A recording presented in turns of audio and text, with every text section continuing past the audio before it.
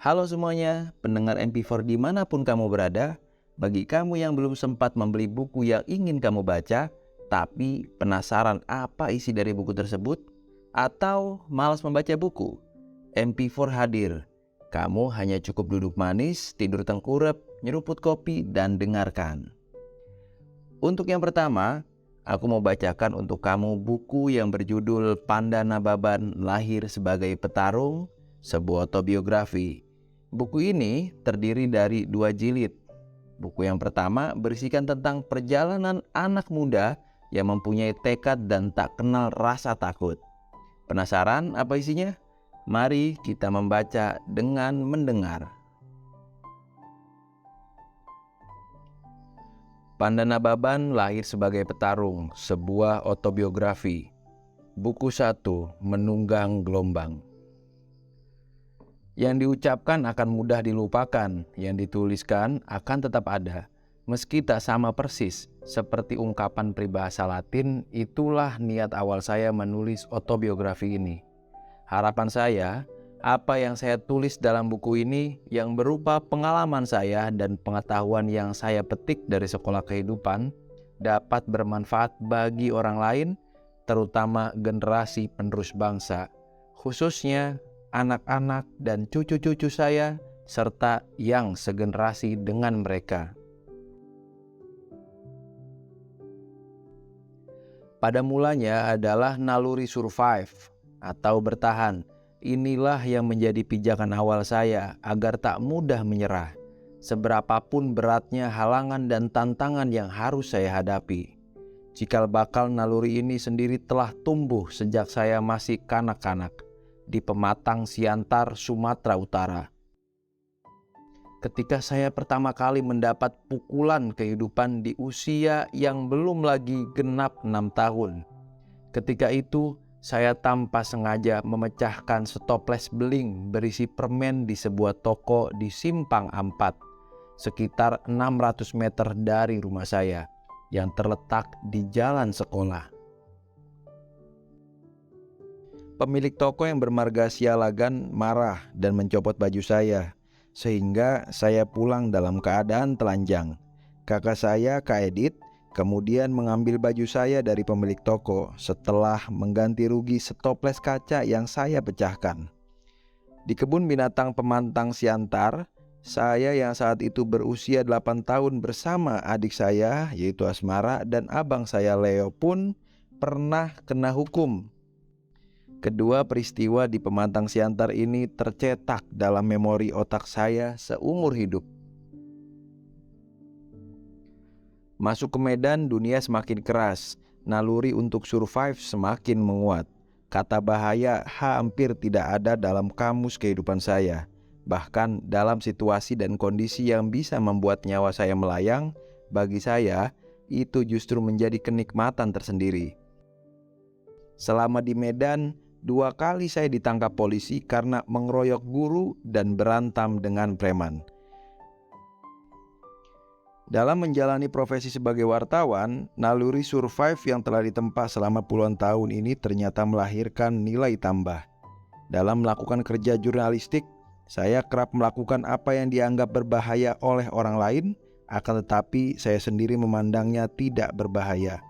Untuk mendapatkan serta menyajikan informasi yang lebih lengkap dan lebih dalam lagi kepada pembaca. Seiring itu, rasa keingintahuan yang begitu besar kepada hal ihwal yang menyangkut kepentingan rakyat banyak, bangsa dan negara pun telah menjadi bagian dari kehidupan saya. Harga dari keingintahuan itu ternyata mahal juga. Ini benar-benar bekal yang sangat berharga, yang membuat hasil liputan saya mendapat apresiasi dari banyak kalangan.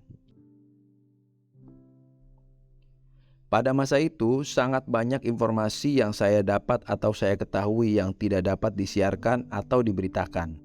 Bahkan, ada informasi yang puluhan tahun mengendap dalam arsip dokumen pribadi saya. Puluhan tahun dalam kuasa rezim Soeharto mematikan niat memberitakan semua itu karena adanya resiko yang begitu besar. Pernah saya utarakan ketika itu kepada Panglima ABRI Jenderal Beni Murdani bahwa ketika peristiwa yang terjadi, baik juga ditulis dalam sebuah buku. Tiba-tiba, dia menghardik saya. Selama masih ada aku, jangan coba-coba berpikiran membuat buku, terkecuali setelah aku tak ada. Benny Murdani menjawab demikian. Sikap Jenderal Bintang 4 yang terkenal sebagai Herder Soeharto ini mencerminkan sikap kekuasaan terhadap niat atau kemungkinan dapatnya mengungkapkan kebenaran peristiwa yang terjadi. Tidak ada satupun yang berani melawannya, termasuk saya. Apa yang saya lakukan selama menjadi wartawan itu ternyata sangat membantu saya ketika masuk ke kancah politik praktis. Rasa keingintahuan yang begitu besar dalam diri saya tentang apa yang terjadi di belakang layar mendorong saya untuk lebih intens dan lebih tekun mengikuti dan mencermati dinamika politik yang terjadi. Bukan hanya dalam skala lokal, akan tetapi juga dalam skala nasional.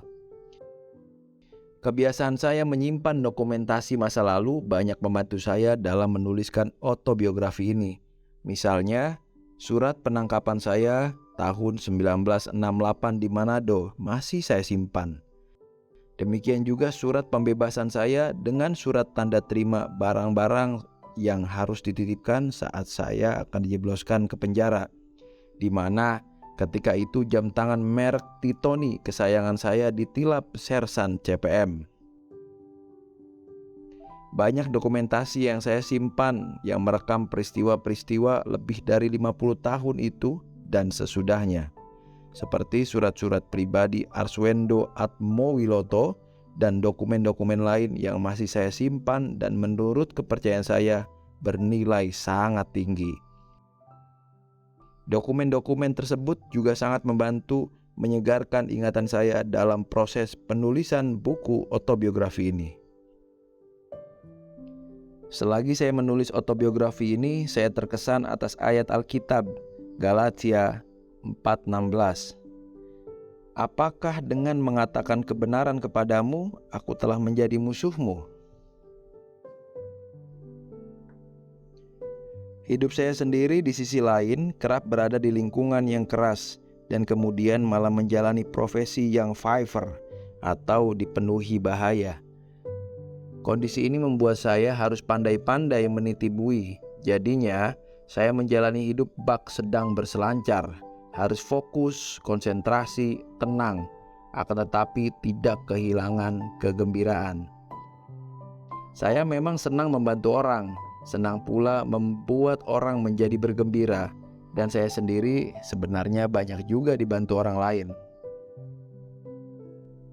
Bagi saya, hidup memang sebuah perayaan atas apa yang diberikan Dia yang Maha Kasih. Saya juga meyakini Dia telah mengatur semuanya, menjadi sutradara atas apa yang telah dan akan saya jalani. Saya hanya menjalankan peran sesuai skenarionya. Awalnya, autobiografi ini akan dibuat menjadi satu buku saja dengan judul Panda Nababan Lahir Sebagai Petarung, sebuah autobiografi. Namun, karena menjadi sangat tebal dan mempertimbangkan kenyamanan dalam membaca, autobiografi ini akhirnya dijadikan 2 buku. Judul besarnya tetap, akan tetapi pada masing-masing buku diberi subjudul lagi. Buku pertama diberi subjudul Menggulung Gelombang, sedangkan buku kedua diberi subjudul Dalam Pusaran Kekuasaan. Buku pertama lebih menekankan pada perjalanan saya sejak kecil sampai menjadi wartawan. Akan halnya, penekanan buku kedua lebih kepada kehidupan saya sebagai politisi yang menginginkan kehidupan Indonesia lebih baik, termasuk bagaimana saya berinteraksi dengan beberapa presiden Republik Indonesia. Demikianlah, semoga autobiografi saya ini dapat bermanfaat bagi pembacanya dan ikut melengkapi historiografi bangsa dan negara ini, sekecil apapun sumbangsinya. Pondok Aren, 13 Februari 2021, Panda Nababan.